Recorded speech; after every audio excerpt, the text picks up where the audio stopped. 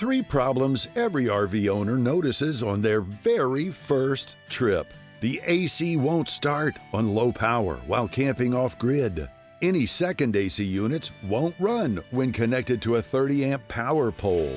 And repeated AC startup is noisy at night, so any rest is virtually impossible. So whether RV trips are spoiled by overheating in the RV, no 50-amp poles at the campground, or no sleep because of noisy, rattling ACs at night, RVing isn't always as cool as it looks.